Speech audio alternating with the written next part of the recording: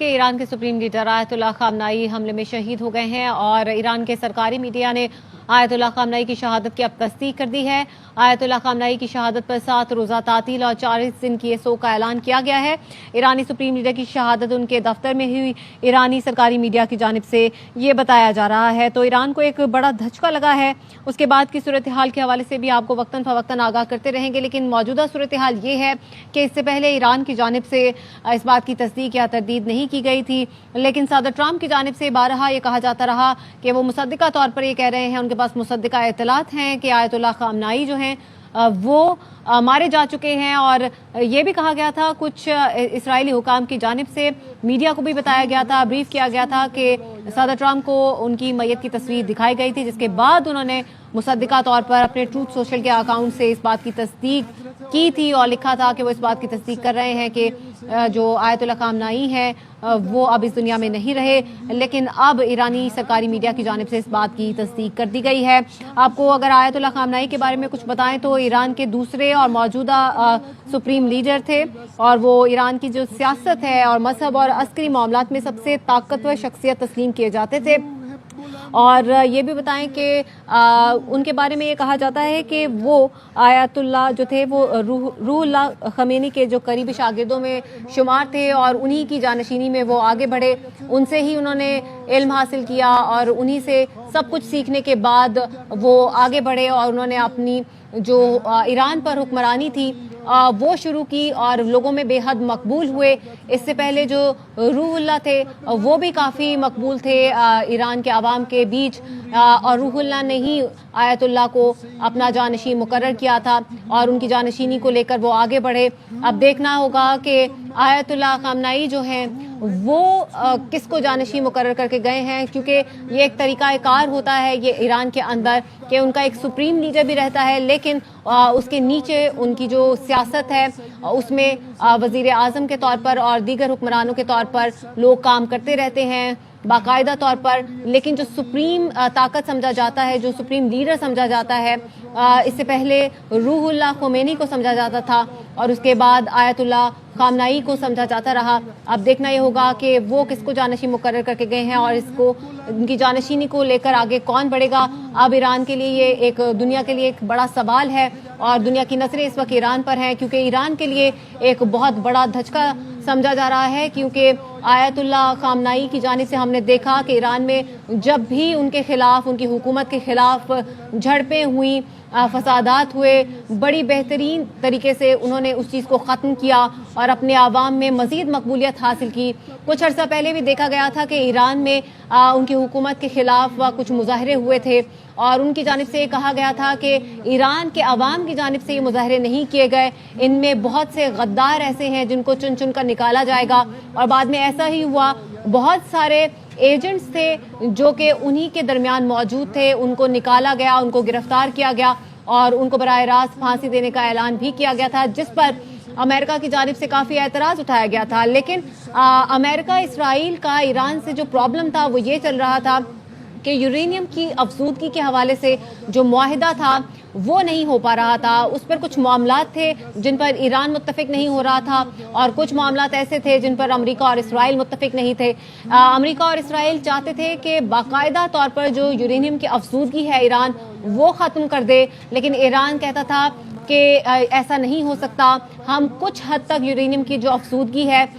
وہ ختم کریں گے، لیکن 15% جو یورینیم کی افزودگی ہے وہ اپنے پاس رکھیں گے۔ بیلسٹک میزائلز کو اور دیگر میزائلز کو بھی ختم کرنے کا مطالبہ دہرایا جا رہا تھا امریکہ اور اسرائیل کی جانب سے، لیکن ایران کی جانب سے بارہا یہ کہا جاتا رہا کہ ہم بہت سی چیزوں پر متفق ہیں، لیکن کچھ ایسی چیزیں جن پر ایران متفق نہیں ہوا، اور انہوں نے یہ بھی کہا کہ طاقت کے سامنے وہ جھکیں گے نہیں۔ اگر امریکہ اور اسرائیل یہ سمجھتے ہیں کہ وہ طاقت کے زور پر ہمیں منا لیں گے یا طاقت کے زور پر ہم سے معاہدہ کروا لیں گے تو یہ ان کی بھول ہے، اور ایسا ہی ہوا۔ امریکہ، اسرائیل اور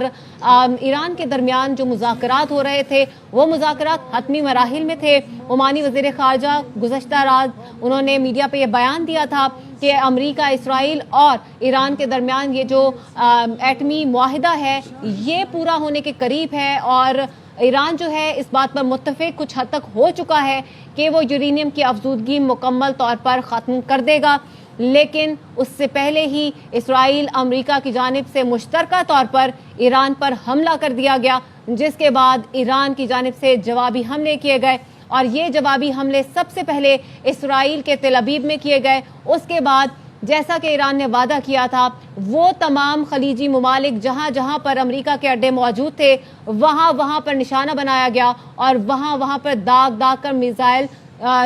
پھینکے گئے۔ اور یہ بھی دیکھا گیا کہ متحدہ عرب امارات میں صورتحال کچھ زیادہ بدتر ہو گئی جب ان کے انٹرنیشنل ایئرپورٹ پر ایران کی جانب سے بھیجا گیا جو ڈرون تھا وہ گرا، اور وہاں پر صورتحال تھوڑی سی گھمبیر ہوئی۔ پھر UAE، قطر، سعودی عرب اور بحرین، اردن، اس طرح کے ممالک کی جانب سے اس بات کے اعتراض اٹھایا گیا کہ جو ایران ہے اس کی جانب سے انٹرنیشنل لاء کو بائی پاس کیا گیا ہے، لیکن ایران کی جانب سے بھی کچھ دیر پہلے UN کی قومی سلامتی کے اجلاس میں یہ کہا گیا کہ اسرائیل نے انٹرنیشنل لاء کو بائی پاس کیا ہے، اور اسرائیل نے سب سے پہلے ایران کے مختلف شہروں میں میزائل پھینکے تھے، جس کے بعد ایک اسکول پر بھی میزائل گرا تھا جس میں کئی بچے جان سے گئے تھے، اور اس بات کا اعتراض ایران نے اٹھایا تھا کہ اسرائیل نے یہ بھی نہیں دیکھا کہ انہوں نے میزائل اسکول پر پھینکا ہے اور وہاں پر موجود بچے اور بچیاں جو تھے وہ موقع پر ہی جاں بحق ہو گئے تھے، جس کے بعد ایران کی جانب سے باقاعدہ جوابی کارروائی کی گئی، اور مختلف اڈوں پر جو خلیجی ممالک میں امریکہ کے موجود تھے وہاں پر نشانہ مارا گیا اور ڈرون پھینکے گئے، میزائل پھینکے گئے، جس کے بعد صورتحال کچھ بگڑتی ہوئی دکھائی دی، اور جو خطے کے دیگر ممالک تھے ان کی جانب سے ثالثی کی کوششیں کی جاتی رہیں۔ UN کا قومی سلامتی کا ہنگامی اجلاس طلب کیا گیا جس کے اندر مختلف ممالک کی جانب سے اپنی رائے دی گئی، کچھ نے ایران کا ساتھ دیا تو کچھ نے اسرائیل اور امریکہ کا ساتھ دیا۔ اگر پاکستان کی بات کی جائے تو پاکستان نے سب سے پہلے ایران میں ہونے والے امریکی اور اسرائیلی حملے کی مذمت کی، اور اس کے بعد یہ کہا کہ ایران، امریکہ اور اسرائیل آپس میں معاملات کو ٹھیک کریں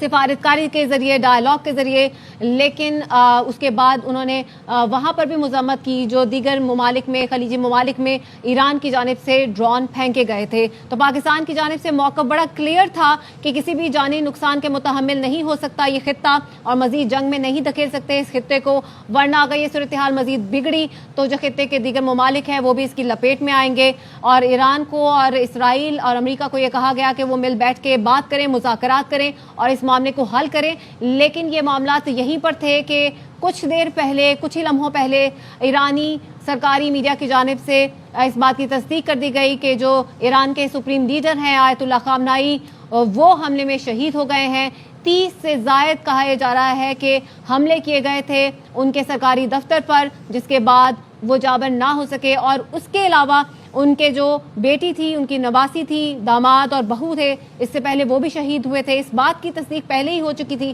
لیکن ان کی شہادت کی تصدیق ایرانی میڈیا نے کچھ لمحوں پہلے کی ہے۔ امریکہ کی جانب سے یہ دعویٰ کیا گیا تھا، اب باقاعدہ طور پر ایرانی میڈیا نے بھی، ایرانی سرکاری ٹی وی نے بھی اس بات کی تصدیق کر دی ہے کہ ایران کے سپریم لیڈر آیت اللہ علی خامنائی شہید ہو گئے ہیں، اور ایرانی فوج کا سپریم لیڈر آیت اللہ علی خامنائی کی شہادت کا بدلہ لینے کا بھی اعلان کیا گیا ہے۔ ایران کی سب سے طاقتور ترین شخصیت مانے جاتے تھے، 36 سالہ دور اقتدار رہا آیت اللہ علی خامنائی کا، جس کا اب خاتمہ ہوا ہے، شہادت کے بعد ہی خاتمہ ہوا، اور امریکی صدر ڈونلڈ ٹرمپ نے جو دعویٰ کیا تھا کہ ایرانی صدر آیت اللہ علی خامنائی شہید ہو گئے ہیں، اب ایرانی سرکاری میڈیا نے بھی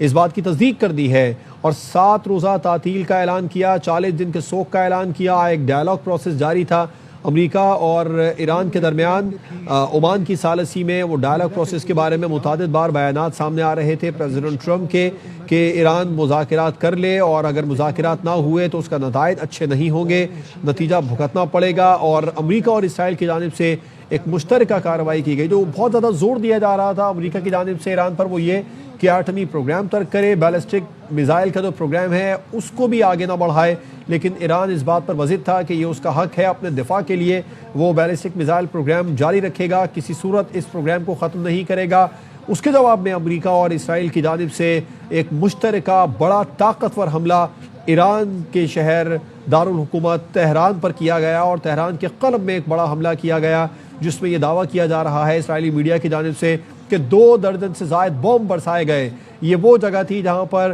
ایرانی سپریم لیڈر آیت اللہ علی خامنائی کا کمپاؤنڈ تھا، اس کمپاؤنڈ میں وہ موجود تھے، لیکن 2 درجن سے زائد جب بم برسائے گئے تو ان کی شہادت ہوئی۔ اور یہ بھی دعویٰ کیا جا رہا ہے اسرائیلی میڈیا کی جانب سے کہ آیت اللہ علی خامنہئی اپنے 2 درجن سے زائد ساتھیوں کے ہمراہ وہاں پر موجود تھے۔ ان تمام جو وہاں پر ان کے ساتھی ہیں ان کی بھی شہادت ہوئی ہے۔ اسرائیلی میڈیا تو یہ بھی کہہ رہا ہے کہ ایرانی نائب صدر محمد رضا عارف نے صدر کا عہدہ اب سنبھال لیا ہے، کیونکہ ایرانی صدر مسعود پزشکیان سے متعلق کوئی اطلاع نہیں ہے۔ 40 روزہ سوگ کا اعلان ایران میں کر دیا گیا۔ اب سے کچھ دیر پہلے اقوام متحدہ کا بھی ہنگامی اجلاس بلایا گیا تھا سلامتی کونسل کا، اس میں بھی مشرق وسطیٰ کی صورتحال پر تشویش کا اظہار کیا گیا تھا۔ اقوام متحدہ کی سلامتی کونسل کے اجلاس میں پاکستان کی جانب سے بھی مڈل ایسٹ میں جو صورتحال تھی اس کے بارے میں یہ کہا گیا کہ یہ صورتحال ٹھیک نہیں ہے۔ ایرانی مستقل مندوب نے کہا کہ ایران حملے کے خلاف UN چارٹر کے مطابق دفاع کا حق استعمال کر رہا ہے، اور امریکی صدر اور اسرائیلی وزیر اعظم زبردستی ایرانی حکومت سے بدلہ لینا چاہتے ہیں۔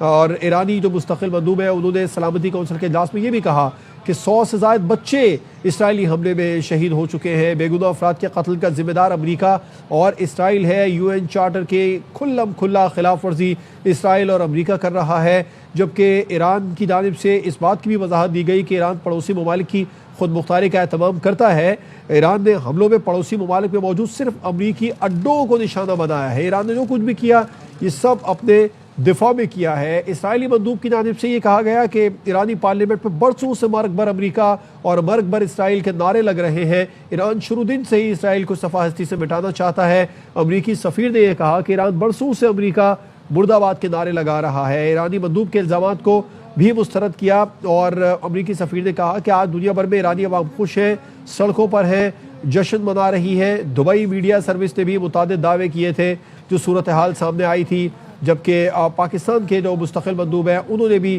ہنگامی اجلاس سے خطاب کیا تھا۔ عاصم افتخار نے انہوں نے یہ کہا تھا کہ پاکستان سعودی عرب، بحرین، قطر، UAE پر حملے کی مذمت کرتا ہے۔ ایران پر حملے کی شدید مذمت پاکستان کے مستقل مندوب عاصم افتخار نے سلامتی کونسل کے ہنگامی اجلاس میں کی تھی۔ خطے میں جاری کشیدگی پر پاکستان کی جانب سے تشویش کا اظہار کیا گیا۔ پاکستان تنازعات کے پرامن حل پر زور دیتا ہے اور سفارتکاری مذاکرات کے ذریعے تنازعات کا بھی کہا گیا۔ پاکستان کے جو مستقل مندوب ہیں عاصم افتخار، انہوں نے یہ بھی کہا کہ UAE میں پاکستانی شہری کی موت کی مذمت کرتے ہیں۔ جب ایران پر حملہ کیا گیا امریکہ کی جانب سے تو اس کے بعد میں ایران نے پہلے سے ہی کہہ رکھا تھا کہ اگر ایران پر کسی بھی قسم کا کوئی حملہ کیا گیا تو ایران جواب میں امریکہ کی تمام بیسز کو نشانہ بنائے گا جو مڈل ایسٹ میں موجود ہے، اور 1 درجن سے زائد بیسز موجود تھیں۔ ان تمام کو ہی ایران نے تقریباً نشانہ بنایا، جن میں خاص طور پر جو ریاض میں جو امریکی ایئر بیس موجود تھی، قطر کی العدیدہ ایئر بیس کو